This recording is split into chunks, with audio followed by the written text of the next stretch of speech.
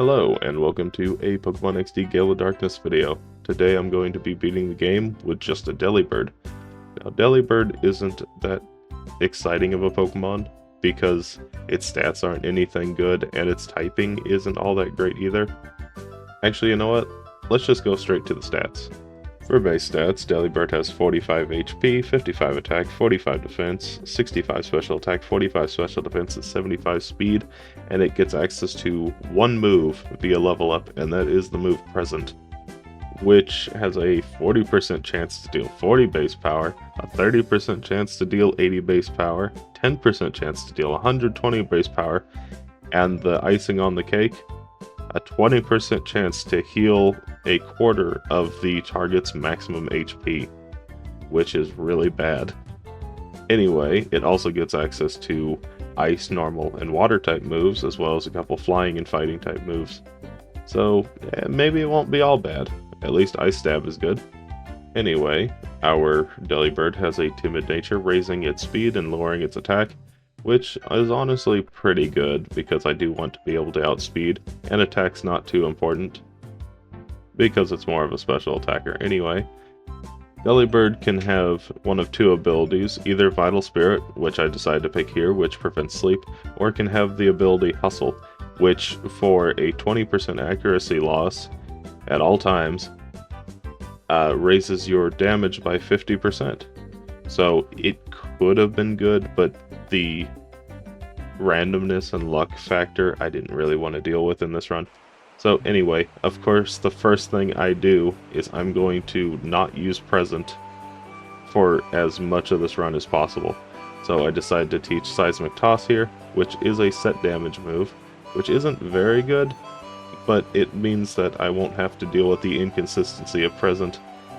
And yet, despite that, here it is doing well right here. Anyway, I wanted to show off this fight because if you've seen any of the other videos, a lot of weaker Pokemon tend to have trouble against this trainer in particular. And, you know, actually having Present here, the small chance that I can actually take down the Abra in a single hit was actually very useful. And of course, Seismic Toss is just good, clean damage that I don't have to worry about because I know for a fact it's going to be doing the same amount every time. So, surprisingly, I actually get out of here pretty easily.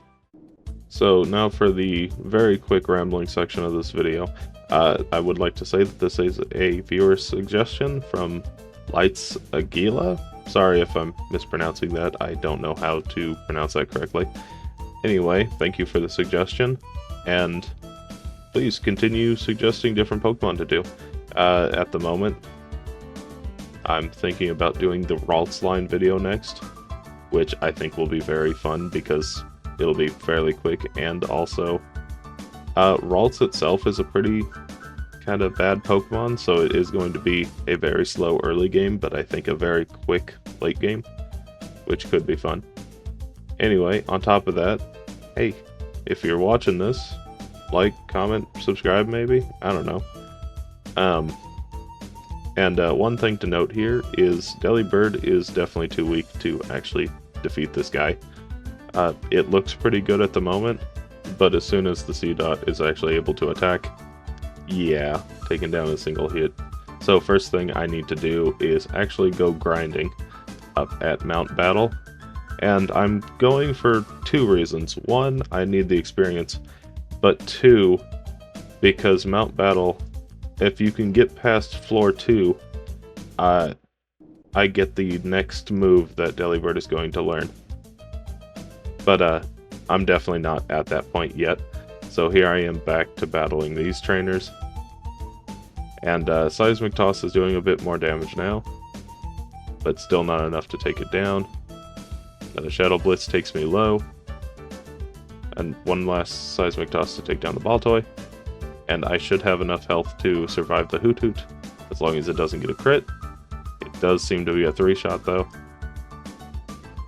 And a Peck takes me down low, and I'm able to take it down. So that's pretty good.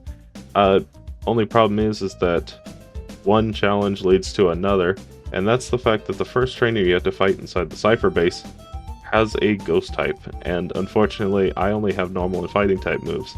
both can't touch ghosts. So, after a little bit of shenanigan work, I use the move Struggle, which is going to be dealing recoil, but hopefully I'm able to survive enough attacks that I can take down the Duskull. And unfortunately, in a doubles format, Struggle just kind of randomly hits between the two, so I can't actually target which one I want to hit. Preferably, I just get rid of the Duskull as quick as possible, but unfortunately, it's just going to randomly select who it wants to attack. And that is not really doing that much to Duskull. Okay, actually, maybe this isn't the way forward. Okay, well, it was worth a shot, but I don't think Struggle is the answer. So, with that, it is back to grinding and mount battle.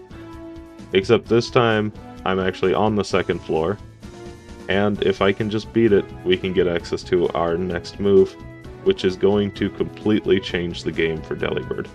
Now, of all the trainers that I fought here, this one was definitely the hardest, just simply because Torchic and Marip kind of perfectly counter me, because one of them does electric damage, the other one does fire. Anyway, we get access to the move Water Pulse, which is a 60 base power water type move that can sometimes cause confusion, which the minor effect is nice, but the main thing is that Delibird now has an actual attack that it can use. So from here on out, it's Water Pulse, unless it resists it. Anyway, back to the building, I take down the Duskull, and I make my way to the boss, who is Loverina. Now she leads with a Love Disc and a Beautifly. I send out my Delibird, I use Water Pulse into Beautifly, doing a good chunk of damage. It's going to be a 2-shot, but I should be able to shrug off whatever move it uses. Yeah, Gust doesn't do too much. And another Water Pulse should take it down. I decided to go for Seismic Toss here, though, because my PP is not full. So I want to save as much as I can. Out comes Roselia. Now, I'm going to check to see how much health it actually has, so I go for Seismic Toss here.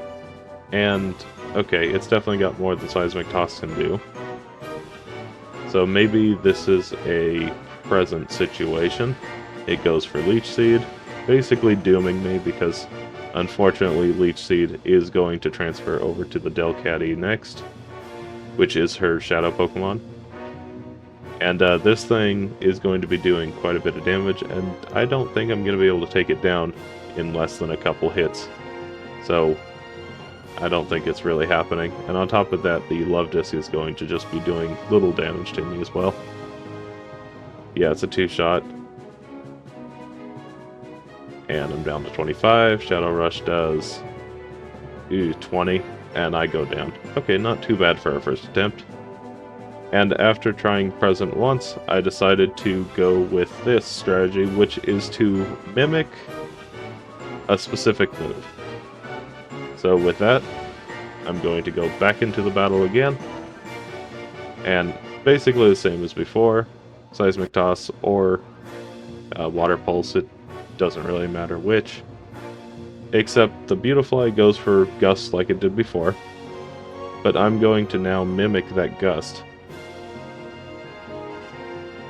And that's because Gust is super effective against Roselia, and on top of that, Delibird does get stab on it, so even though its attack is lowered because of its nature, it should probably be enough to take it down still.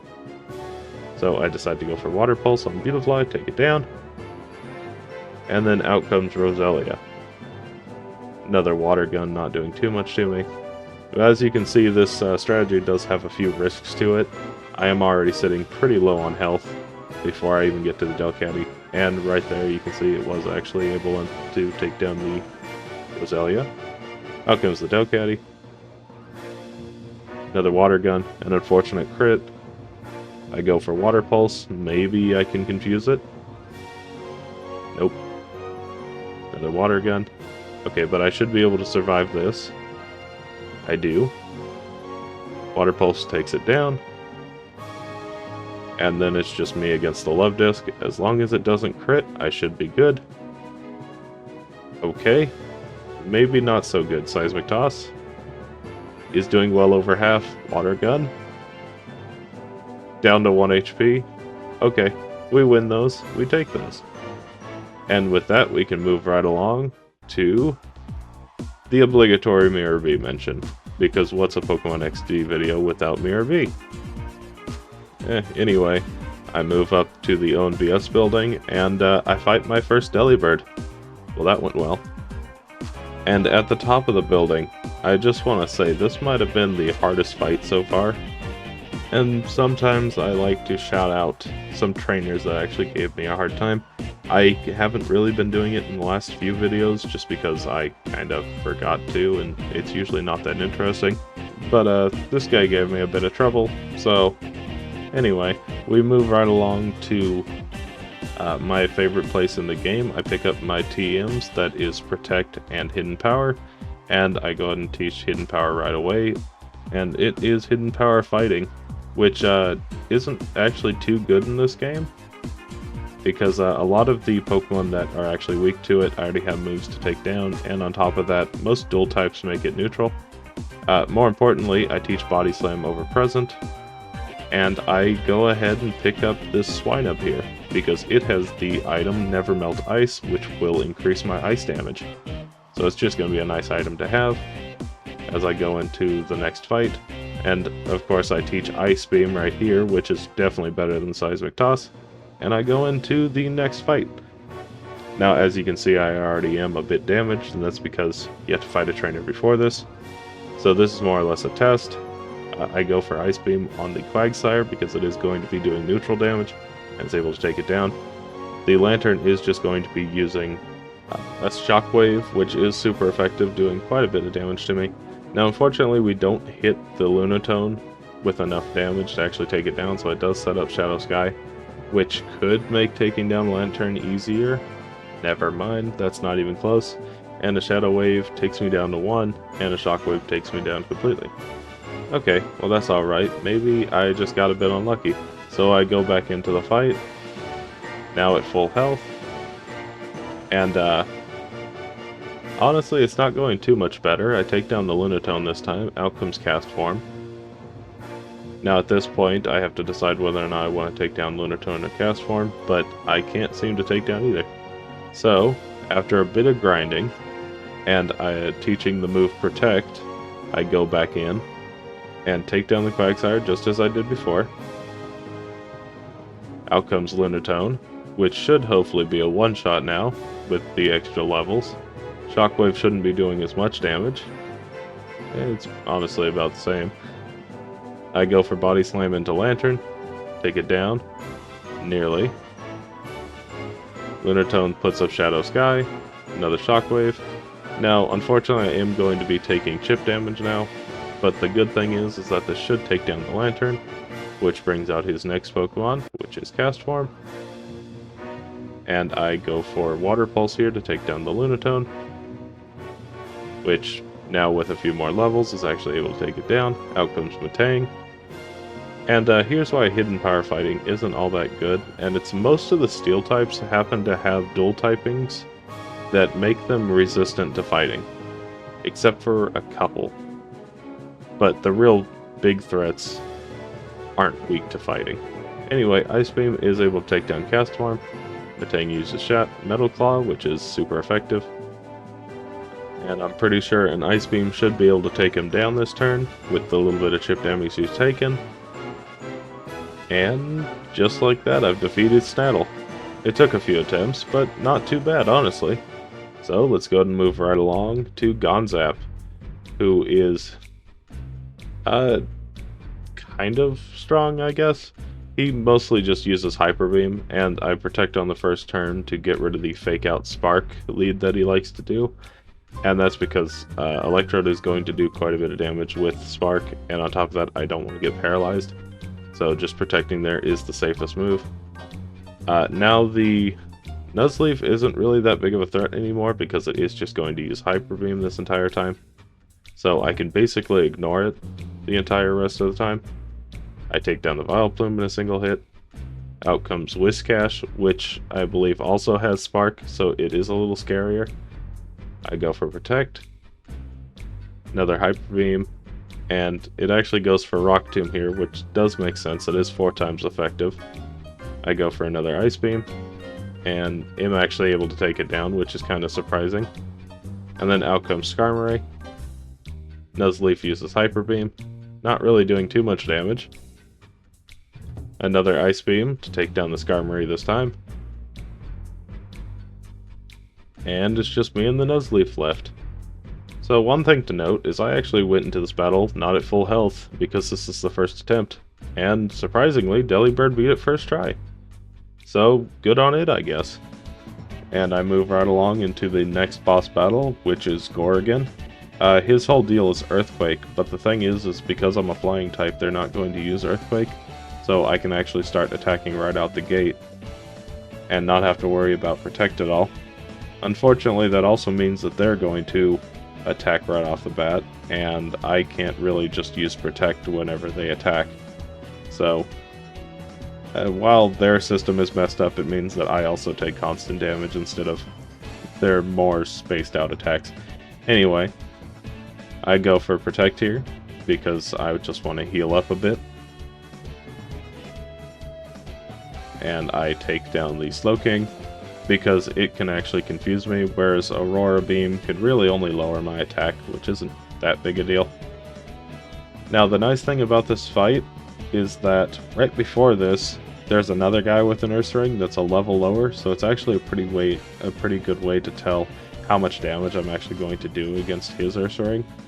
And in this case, I know for a fact I'm able to take it down in a single hit, which is just something neat. Anyway, out comes his first Shadow Pokemon, which is Primeape, and as long as I'm able to outspeed it, it shouldn't really be too big a threat. It should go down in a single Ice Beam.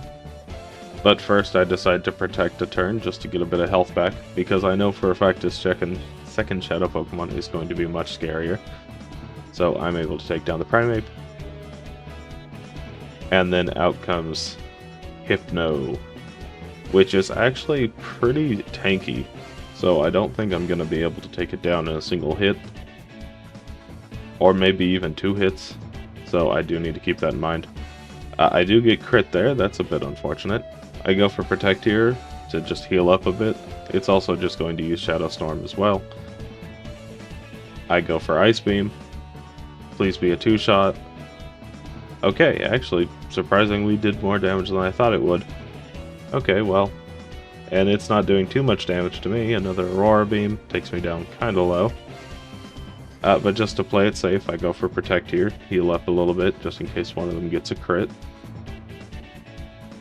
And now I'm able to take down the Hypno. I decide to Body Slam here for no real reason. Out comes another Aurora Beam.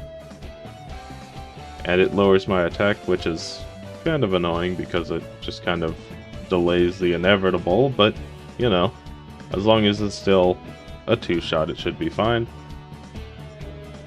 Actually, it looks to be almost exactly a 2-shot. I don't know if that was a high range or low range, but another one should take it down. And just like that, I beat him first try, so that's pretty good. Anyway, of course, I have to hop in my cool Robo Kyogre to go over to the last area of the game. And my first boss encounter is a rematch against Lovrina. Now, her whole gimmick in this fight is Attract, so she can be pretty annoying. I decide to go for Body Slam to take down the opposite gender, but unfortunately it's not enough to take it down. And so it actually does get the Attract on me, but as long as I get lucky, I should be able to take it down this turn. And I do. Okay, that's fortunate. I've had attempts in other runs where Attract just destroys me. Anyway, a Thunder Punch is doing a ton of damage. Okay. So I need to take down the Gardevoir as soon as possible. Another Thunder Punch. And the Roselia, just like before, is just going to spam Leech Seed, trying to spread that. I'm able to take it down in a single hit, which is lucky. Out comes Farfetch'd. This thing is actually a pretty big threat because it has a move called Shadow Panic, which causes confusion. And it's not preferable. So I decide to take it down right away. The Leech Seed at this level I can deal with. As you get further into the game, Leech Seed isn't nearly as bad. Out comes Altaria. Magical Leaf, not very effective and doing very little damage. And because Altaria is dragon flying, I should be able to take it down in a single hit, which I do. And then it's just the Roselia left. Another Magical Leaf. But it's not nearly enough to take me down. A little bit of health sap, but one more Ice Beam finishes her off. First try. So that's pretty good. That's 3 first tries in a row. Oh, and of course, another Delibird. Once again, I'm about to lose. Anyway, moving on to the next rematch, we get to Snaddle. And one thing to note is that because I'm a flying type, Quagsire isn't going to use Mud Shot. So that's actually pretty important here. And one thing you might have noticed is I sped up the video, and that's because honestly this is kind of a boring fight. Another waterfall, and I'm able to take down the Matang with a Water Pulse. Out comes Scizor, who is actually a pretty big threat because it has Steel Wing, which is going to be doing a little bit of damage to me. Probably not too much though. Ice Beam's not enough to take it down, and whoa, okay, it does about a third of my health. Okay, well that's a little scary. I go for Protect here just to heal up a little bit, because I am able to take down the Scizor this turn. And then out comes his first Shadow Pokemon, which is Solrock. Now this thing, just like the Lunatone, is going to set up Shadow Sky on the first turn, but luckily I'm able to take it down in a single hit. Out comes his Cast Form, which has Thunderbolt, or Flamethrower, in this case. I decide to take it down right away because it is definitely the bigger threat here. And out comes Starmie. And my plan right now was to go over to Protect, but unfortunately, I hit Call instead, and took a massive Shadow Storm taking me down. So, not too bad for a first attempt. It gives me hope. And here we are on the third attempt now. As you might have guessed, you kind of got to get a little lucky in this fight. So this is kind of similar to the previous one. I'm just going to do basically the same things. But I need a little more luck. So, Waterfall, Ice Beam to take Scizor low. I actually get a crit this time, which is actually going to save me a lot of hassle. I go for Water Pulse to take down the Solrock. Out comes the Cast Form. Another Waterfall. I go for Protect. I take down the Cast Form. Basically all the same stuff as before. Out comes Starmie, who is actually a big threat. This time I decide not to hit Call. As you can see, I almost did it again. And now I go for Body Slam because it is definitely weaker on the physical side, but maybe Ice Beam would have been better. I don't think so though. And I'm actually able to survive a Shadow Storm, so I take down the Starmie. And I'm almost certain that the Quagsire is a one-shot, but to be safe, go ahead and use Protect anyway. Ice Beam comes out and takes down the Quagsire for a third attempt. So not too bad. On to the next fight against Ardos. Now this thing, as I've always said, is a bit of a difficult fight for special attackers, simply because of the Snorlax at the end, and a lot of the Pokemon here just kind of destroy special attackers. Because usually being a special attacker means you're more frail on the physical side. So some of these Pokemon can definitely take you down very easily. I go for Protect this turn, just in case Swallow uses Shadow Half, a move that halves all of the HP stats of every Pokemon on the field. And on top of that, it wastes a turn of Fruity Pebbles, so I'll be able to heal later on. I take down the Swallow, and then out comes Heracross. Now this thing is dangerous for a number of reasons. It has Mega Horn, it has Brick Break, but most importantly, it has Rock Tomb. And Kingdra actually did quite a bit of damage with that Hydro Pump. I'm a bit surprised. Anyway, another Protect. And as you can see, the Heracross is using Rock Tomb, probably to get that 4 times effective damage. A little bit of Fruity Pebble across the field. I go for Ice Beam into the Heracross to take it down, hopefully. Which I do, which is nice. And then out comes Electabuzz, which is his second Shadow Pokemon. Now this thing also has Shadow Half, but it also has Shadow Storm and the static ability, meaning that if I hit it with a physical move, there's a chance that I will be paralyzed, so I really don't want to touch it with anything like Body Slam. Another Hydro Pump. And eventually Kingdra will run out of Hydro Pumps. It's only got 5 PP, so it'll start using Double Edge, which is probably better. Out comes Snorlax, his most dangerous Pokemon. And speaking of, yeah, Double Edge does way less damage. Snorlax is always a bit of a gamble because it is a very strong special wall, and it has a move called Shadow End, which is a 50-50 shot of hitting, but it does a ton of damage. And on top of that, Snorlax has the leftovers items on, meaning that it is going to heal health just like I do at the end of every turn. So I do just kind of have to gamble with it. I go for Body Slam this turn because it is a little weaker physically, and I get a critical hit. Okay, that's actually huge, and it misses. Did I just get a first try attempt on this guy? Ardos is usually so difficult. Which is funny because Gorgon usually isn't. And yet despite that, I'm going to lose to Gorgon. And lose to Gorgon. And lose to Gorgon. 9 times. Now, to be fair, this is the easiest fight to get to in the game. Like, you literally spawn right outside the door. So, he's super easy to get to, but this took 9 attempts to beat. And that's basically because of these two right here, Walrein and Slowking. The Walrein, while not able to freeze me with its ice beams, still does a decent amount of damage, and on top of that, Slowking has Water Pulse, which always has a chance to confuse me, which is pretty bad. But then, even if I'm able to take them down, which takes a good 3 to 5 turns depending on a crit, I then move into his next Pokemon, which is Poliwrath, which also takes 2 or 3 hits, depending on my range that I get. So, honestly, not a very good fight for Delibird.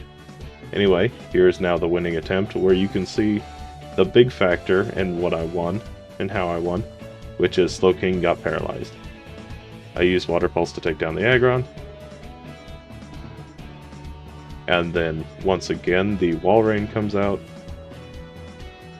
Slowking gets a Psychic off. Oh, and on top of that... Wait, did I say it used Water Pulse? My bad. It uses Psychic, which has a chance to lower my special defense. Sorry, I'm thinking the previous fight with it. Anyway, I'm able to actually take down the Walrein with a critical hit and a few extra levels. Once again, out comes the Poliwrath, which is his first Shadow Pokemon. It's always going to set up Shadow Sky on the first turn, so I can use Ice Beam here, which doesn't seem right because it's not very effective. But if you take into account that because of Stab, it goes back up to 95 base power, which is more than Body Slam would do, it is the correct choice, I think. Anyway, I'm not able to take it down in a single hit, unfortunately. And it honestly seems like the Fruity Pebbles will eventually take down the Slowking. Now, I think Body Slam is going to be able to do enough, so I decided to risk it, but didn't really need to. And then out comes Mr. Mime. Mr. Mime is a bit of a question on whether or not it is going to be taken down in a single hit, because it is definitely more specially defensive.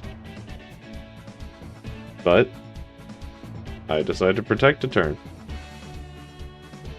to get a little bit of chip damage on the Slowking and the, well, I guess it'd just be the Slowking. And if this goes right, they'll both go down at the same time, which would be pretty funny to see. Mr. Mime goes down. Slowking gets one last Psychic off. And the shadowy aura faded away. Well, it was worth a shot, but pretty good for, well, actually pretty bad for Gorgon. So let's move right along to Eldis, who usually is a pretty difficult trainer, but the thing is that he is a pseudo-dragon type trainer, I guess, in this game. Anyway, so Ice Beam is actually able to take down the Manectric, and the Ninjask is in its second mode, where it's going to use Protect, and then Aerial Ace, back and forth until it runs out of both. But anyway, that makes it a little bit easier for this fight, because it won't be getting stat boost from Silver Wind. I go for Ice Beam to take down the Salamence, because it's going to protect this turn. And I don't think I needed the crit, but maybe I did, I don't know. Anyway, I go for Protect this turn. Another Aerial Ace. Now Flygon actually has Flamethrower, which is a little scary. And as you can see there, I misclicked, I was spamming through menus, which is something to keep in mind. So I decided I'd get rid of Ninjask early, simply so that it's not an issue further down the line, which I don't think it really would have been, but I got rid of it anyway. This is a first attempt, so maybe it's something I will do, maybe it's something I won't do. Anyway, Ice Beam to take down the Marowak, which is definitely the bigger threat here, because it has the Thick Club item, doubling its attack stat, so it's going to be doing a ton of damage with its shadow moves. And then out comes Lapras, which I don't really have anything to do effective damage against it. Well, okay, except for one move, which is Hidden Power Fighting, but I don't really see the need to run all the way back down the mountain to go pick that up. So I think Body Slam should suffice. But not before I do a quick Protect, because if I can survive a couple Shadow Storms, I should be able to get out of it and start healing again. So I go for Body Slam. And that's not very much. Huh. And that Shadow Storm did a lot. Okay, well... this might be the first real obstacle for Delibird. Okay, Paralysis, but I don't get it. And that's the first attempt. Okay, well that's not too good. Anyway, I'm just going to speed on through this attempt because it's basically more or less the same as what you saw before. Just, I didn't mess up and take down the Ninjask early. And it's honestly not too interesting. Anyway, I take down the Marowak just as before. Out comes Lapras, who is the real threat here. I go for Body Slam. It sets up Shadow Sky. I go for another Body Slam. It gets paralyzed. Does a lot of damage with Shadow Storm. I go for Protect here. And I go for another Body Slam. It gets a lucky Paralysis. I take it down this next turn. And then it's just me and the Ninjask, who definitely can't do enough damage to take me down. And that's Eldis. Not too bad. Anyway, of course, before you can go to the final battle of the game, you have to fight the big box legendary, which is Shadow Lugia. Which, definitely is not a threat at all. Okay, bye Lugia. Thank you for showing up.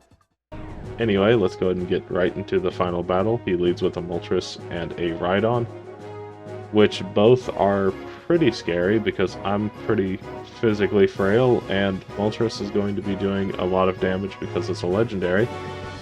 Not able to take down the Moltres. Okay, well that's a little unfortunate. Shadow Fire, as long as I don't get burned, is okay. Shadow End with a crit takes me down completely. Okay, well, I think that's a pretty good sign that I need to train again. Yeah, it's a little unfortunate. I'm level 88, but I think once I get to level 90-ish, I can just use my 6 rare candies and get pretty close to level 100, and then start attempts from there to see if I can get it before I get to level 100. That'll give me 4 levels of space. And here I am on attempt number 7, which is the final battle, and surprisingly, somehow easier than Gorgon. Granted, I actually decided to train, so maybe that's a little unfair of a comparison, but In this case, I'm actually able to take down the Moltres in a single hit with Ice Beam. I go for Water Pulse to take down the Rhydon. And of the 7 attempts, Rhydon hit its first attack 6 times. It's a 50-50. Anyway, Executor will either use Shadow Hold or Shadow End. If he uses Shadow Hold, I get rid of the Tauros, because then it gets off Shadow Sky and then just attacks instead of using Shadow Hold. So I take it down.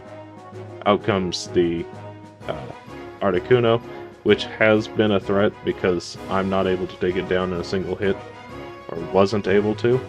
I go for Ice Beam, and I get a critical hit. Okay, well, I still couldn't take it down in a single hit, so that is very lucky, especially considering that was the biggest thing stopping me from beating the game. And none of the other birds, I think, can survive an Ice Beam. Especially not Zapdos, because it is weak. I level up to 98. Executor uses Shadow End. Doesn't get a crit. And I'm able to take it down. Now that seemed pretty easy, but this actually took quite a bit of time because they all do so much damage to me. I just needed luck all around with these Shadow Ends. Anyway, with that being said, let's go over how it did.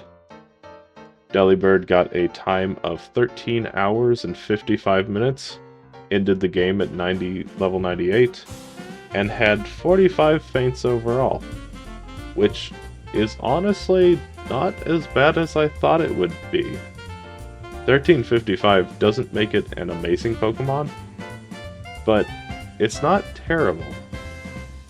And for that, I think I'm gonna put it in C tier.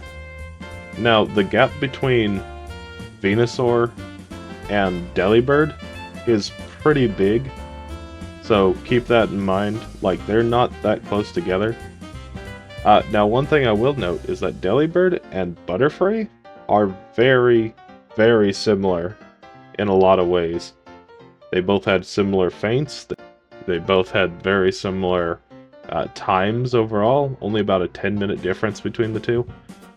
So I think the thing that pushes Butterfree over the edge is that it did beat the game at an earlier level, so I'm going to give it to it. On top of that, it was faster, but I think they're very comparable, honestly. So I think C tier is very good for it. And you know what? I'm surprised it did so well, considering that it only had Present at the beginning and Seismic Toss, both pretty bad moves. So anyway, with that being said, thanks so much for watching. If you liked the video, why not subscribe? And don't forget to put more suggestions down in the comments below. I'm probably going to do the routes video next week, so look forward to that. Anyway, bye.